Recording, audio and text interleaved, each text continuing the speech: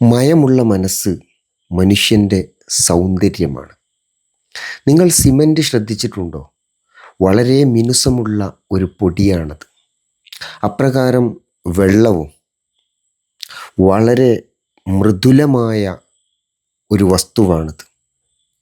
മിനുസമുള്ള പൊടിയും മാർദ്ദവമുള്ള വെള്ളവും പരസ്പരം ചേരുമ്പോൾ അതേറ്റവും കരുത്തുള്ള ഒന്നായി രൂപപ്പെടുകയാണ്.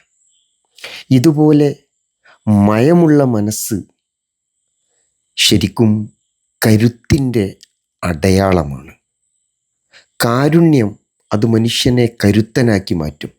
അതെങ്ങനെയാണ്? കാരുണ്യമുള്ള മനസ്സ് മൃദുല സ്വഭാവമുള്ളതായിത്തീരും.